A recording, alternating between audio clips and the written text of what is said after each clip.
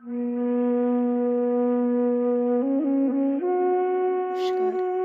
বিশ্বকবি রবীন্দ্রনাথ ঠাকুরের লেখা লুকোচুরি।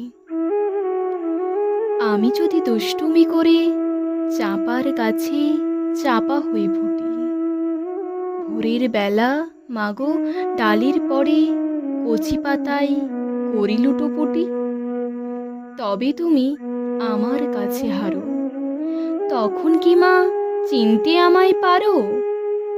তুমি ডাকো, খোকা কোথায় ওরে?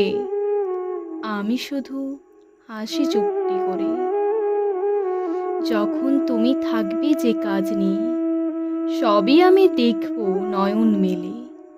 স্নানটি করে চাপার তলা দিয়ে আসবে তুমি পিঠেতে চুল ফেলে। এখান দিয়ে পুজোর ঘরে যাবে, দূরের থেকে ফুলের গন্ধ পাবে।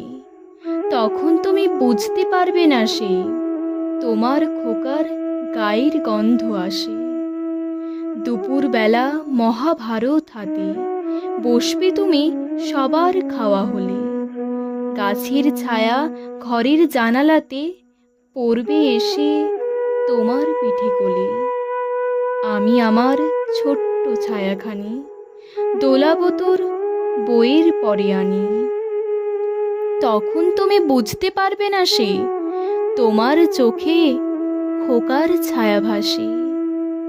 সন্ধেবেলায় প্রদীপ খানি জেলে যখন তুমি যাবে গোয়াল ঘরে, তখন আমি ফুলের খেলা খেলে টুপ করে মা পড়ব ভুঁয়ে ঝরে। আবার আমি তোমার খোকা হব, গল্প বলো তোমায় গিয়ে কব। তুমি বলবে, দুষ্টু ছিলি কোথা? আমি বলবো, বলবো না সে কথা।